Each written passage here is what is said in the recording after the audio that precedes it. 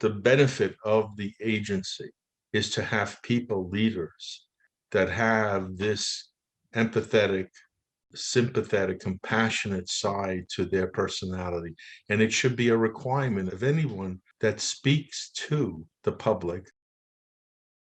I started at the Port Authority in June of 1971. While I was working at another consulting engineering firm, I got this telegram that April saying, come on down for an interview. So I was excited because I had applied to the Port Authority in the year before, and they were out of the cycle of hiring people. So around February, March timeframe, that's when they review whether or not to invite people over. And I got that telegram and I was excited. So I went down to the Port Authority and I met with people who interviewed me from the engineering department.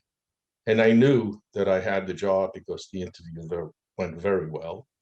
And I started on the 14th of June. The Port Authority was at that time known as the Port of New York Authority, and it was at 111 8th Avenue. And that was great. It was convenient for me. And I started there, and it was unbelievable. The people that were there were very supportive, and it was a family style of culture. They welcomed you into that family as if you were one of them. And I was young, I was inexperienced, and I was in the training class of 1971, where they've hired, the PA was hiring, oh, I'd say a good 100+ people to join them. And it was a year and a half long uh, training program where you alternate among the various divisions within the engineering department to get a flavor of what it was like if you were working in that particular division. So I decided at that time that I wanted to work in the design division, and I don't necessarily need other rotations.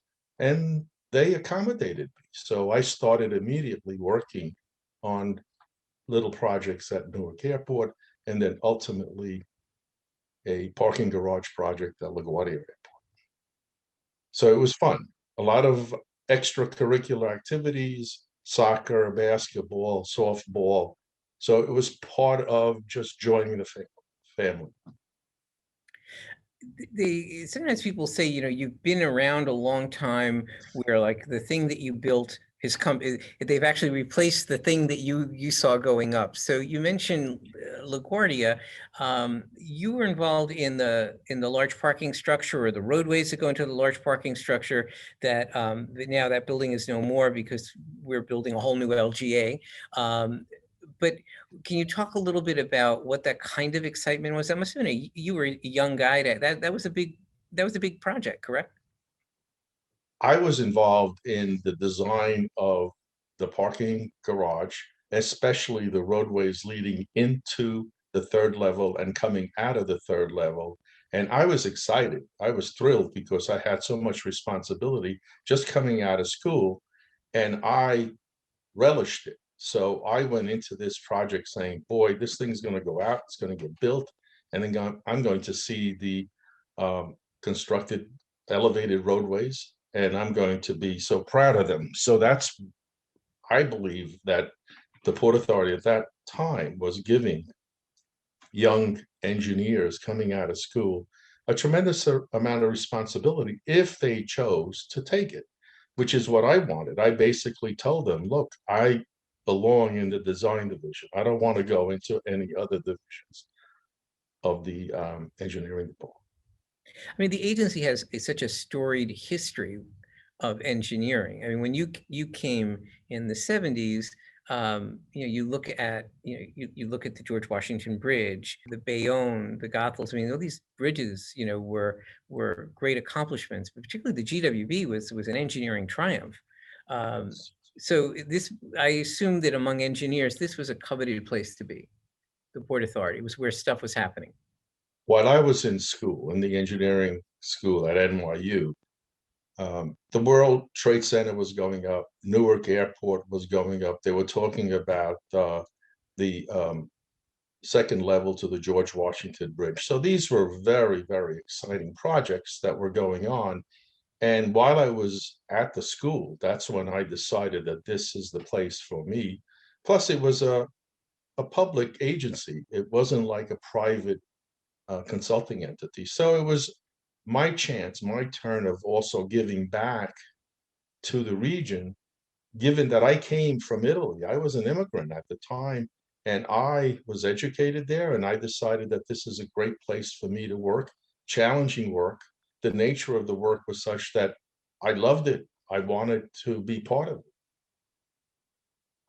Not everything is sexy, Mm. particularly in infrastructure. There are only so many, beautiful bridges to build, or, TWA kind of terminals that happen. Um, but keeping everything in good repair is a real challenge. And I assume a great challenge for engineers, because you have to look at the stress of structures, the legacy. We talk a lot about legacy assets. What were the 70s like? Because you don't see so much of the big stuff after the Trade Center, but there's a lot of activity going on all across the agency, correct? Correct. In the 70s, there was a tremendous push to make sure that we had a defined program, and we had established a quality assurance division, that their basic function was to do periodic structural integrity inspections of facilities that already existed. So we would have a periodic inspection routine to go out there and take a look and verify whether or not those facilities were in a state of good repair. And if not, to make a list of items that had to be addressed in the next investment cycle. So the state of good repair, although not in the public domain, were very, very essential to make sure that those facilities operated in a safe and reliable manner. As Peter Goldmark enters the agency, there's a change in his commitment to industrial parks, and in seeing the agency as an actual, very much involved in changing the economic situation, which was very challenging by the time you get to the late 70s in New York and New Jersey. How are you involved, as an engineer? And because the agency was building stuff, there was industrial parks, there it was a change, a very different focus for a while. Well, Peter Goldmark, when he came in, he really picked the brains out of a lot of the smarter people that were at the agency. He started committees on the future.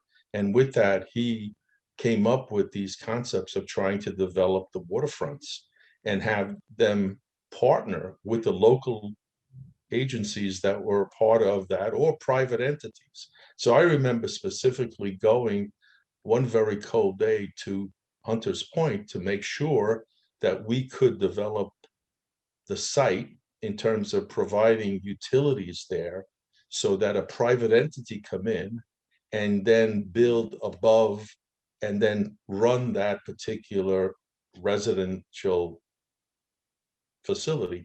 And that was at Hunter's Point. The same thing was true at Hoboken, and the same thing became true at Bathgate. Then there was also the teleport in Staten Island. So he really revolutionized, in my opinion, the non-traditional facilities that the Port Authority was known for.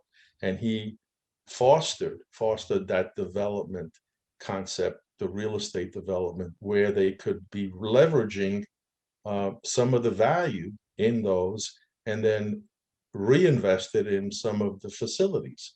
So at the World Trade Center, for example, when the state of New York left the rentals that were there because they were moved into the Trade Center, and then when that space became available, what would happen is we would lease those spaces to private entities that at a market rate, and that delta between what New York State was paying and the market rate, he created a bank, a regional bank, that then would be used to leverage more money so that each state will be able to invest in their own infrastructure.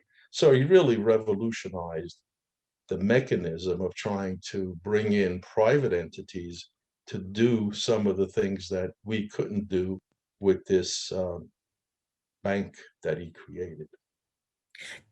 Can you talk a little bit about your trajectory through the agency? Can you give us a feel of some of the highlights as you make that journey? My career path in the agency was basically one from a technical expert in the beginning, designing, working with numbers, working with people, and shifting to then working and managing people and project managing those projects. And now not dealing with the technical side, but dealing with the various disciplines that had to create the design for contracts to be let and then built. So I was involved now more so with the people, the social skills of making sure that people were focused on the scope of work. And I was then, I guess, noticed for the ability to be able to be that kind of integrator and that ability to bring people together with a common purpose. And when we did do a project on time and in budget, it was euphoria because you really enjoyed bringing in that job and everybody was part of it. So it was a group effort, it was a team effort. And from that point of view, I started to become more noticed by people, less autocratic, more democratic in my approach of leading. And back then, there were people that were not like me. They were people that were autocratic in the sense, and they are the ones that said, no, you do it my way, not your way. So I was more influential and desired by the client line businesses that said, we prefer someone of Lombardi's character and leadership style rather than someone else. And with that, with luck, I then moved up because luck played into this. I moved up into higher levels of authority. So the assistant design engineer, and then ultimately the assistant chief engineer of design. And then back in 1995, when my predecessor retired, they made me acting at the time in 1995, while at the same time, they were looking for someone on a national scale to possibly take my place. So I felt that, hey, I'm in this position. Let me do the best that I can and let me show them what I could do. Because if someone else comes in as the chief engineer, I'll probably be out. So with that, a year of that quote experimental acting chief engineer, I may have impressed people that I don't even know. Okay, people on the outside, people that were looking at my role and said, hey, why not forget about hiring someone from the outside? You have somebody there that could do the job. So back in 1996, they made me permanent. And that's how it came about. So a little bit of luck and a lot of what I would call this leadership style, whether it was more autocratic or more democratic. Did you ever miss being involved in design? Like there's you gain and you lose as you move up in a company, so you don't have the same, you have different kinds of satisfaction. But do you ever long to, I just wish I could design a parking garage or a road thing, because it's so much more tangible than being the guy that's managing the whole project? The decision to shift came about 10 years after I started there. I started to become more interested, given my extra year of liberal arts in school. I decided that my track is better off if I went into the people, the softer side of managing and leadership. So once I made that decision, I was not envious of sitting down and doing numbers. I was more attuned to helping people do what they have to do. They're experts at it. They were a little bit different from me in the sense that they like to do numbers, So I enjoyed managing them and making sure that they were moving in the same direction as the project scope and the project schedule. So I derived a lot of happiness from that nature of the work in making sure that I was leading them in that direction. Let's talk a little about leadership. You were there during two unthinkable events. And while most folks in the outside, in the public, sort of focus more on the second event more than the first event, I'd like to talk a little bit about the first event, because my understanding is that it also started to forge the relationships, the very special relationships that bonding that occurred from that is partly how people got through the more known horrible event. So you we're taping this not that far from the anniversary of the '93 World Trade Center bombing, which was February 26, 1993. You were in an elevator when that happened. Yes, um, I was involved in both um, critical bombings and attacks at the Trade Center.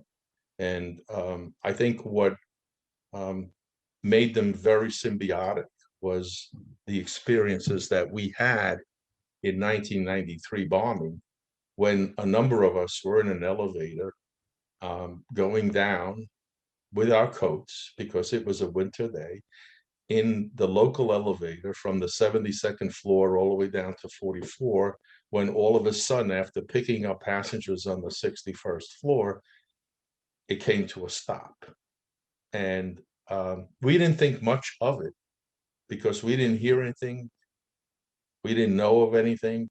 The recording was just going on repeatedly without giving us any information. So about 10 minutes into the event, the elevator had stopped. We, a number of us, noticed that smoke and soot was coming from the register, the opening above the cab, and it was falling down. Amazingly enough, if you remember some of your physics, smoke and soot should not behave that way.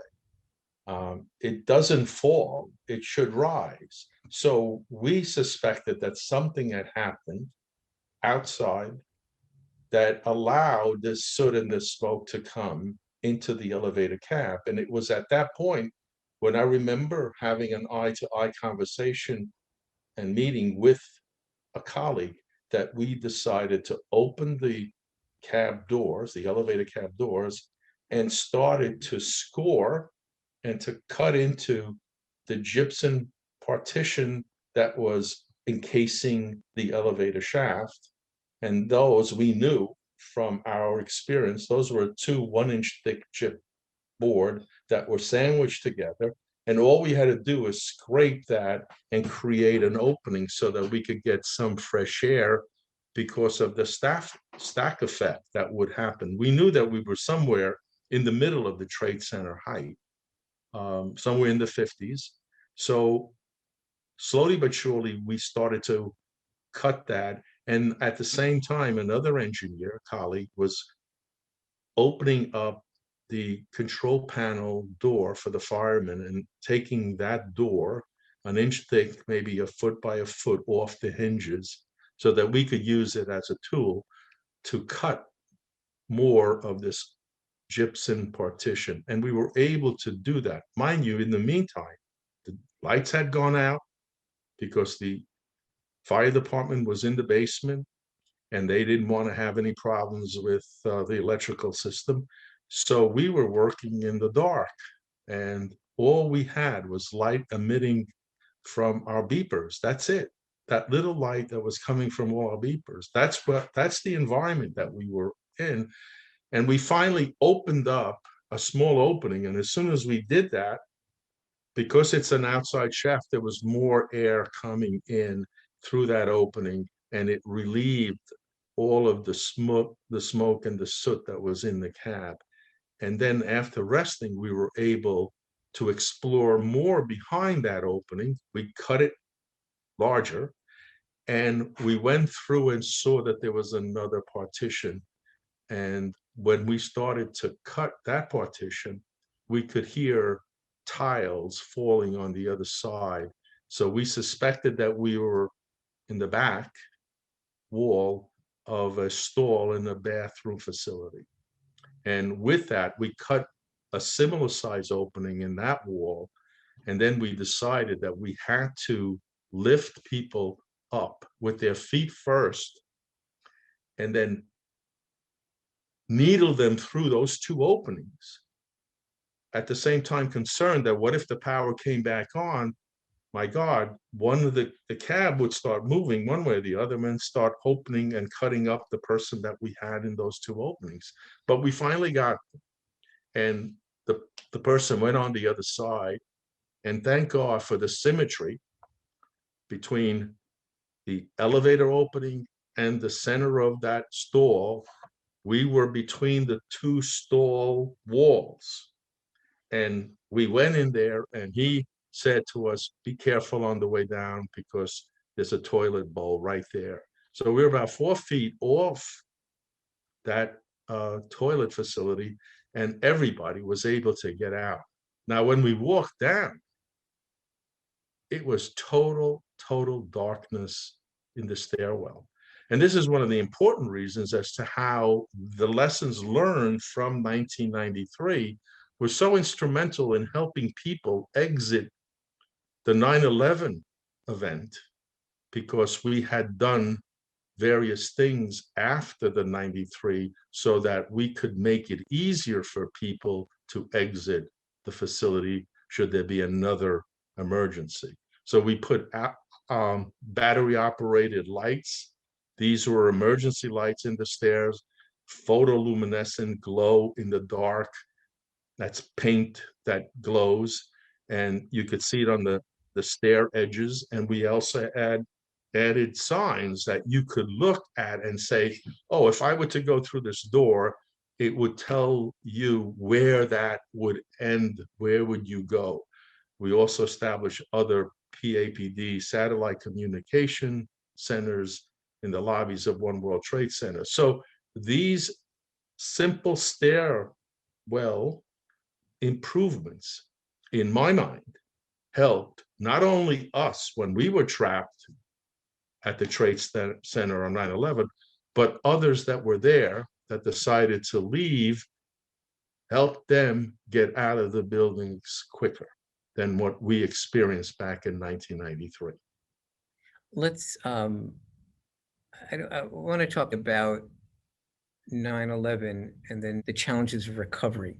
The following days and weeks, clearly were difficult for anyone who worked there, regardless of whether you work for the Port Authority. But the Port Authority had a unique role in that you still had to keep things moving, not just at the trade centers. I mean, not just Lower Manhattan, but I mean, the airports, they were shutting down, but there was, fears about security, the ports, all the infrastructure still had to move on. What was that like? Sometimes it's the days after that are harder than the thing itself, because there's just so much pain. It was hard. There's no denying it was hard, because you also had to call family members to find out whether or not have you seen so and so. And that was part of the difficult, to try to assess who was lost, who was not lost.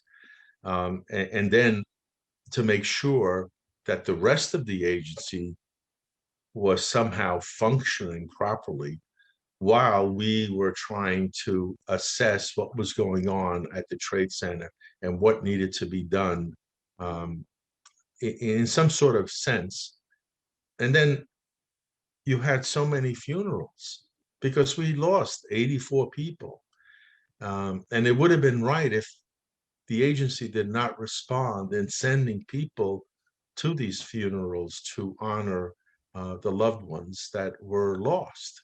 So, number of times I was in a position of having to say something at these funeral or at these receptions um, to give some support to family members.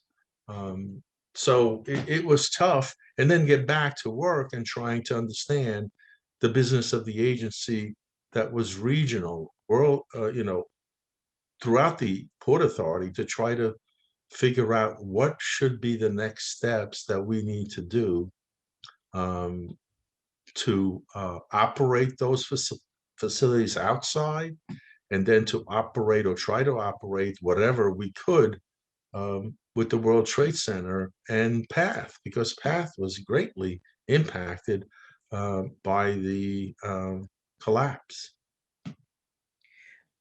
You've spoken in the past to me. One of the challenges from an engineering standpoint, but on a very human level, um, and also political, was the restoration of path service to Lower Manhattan.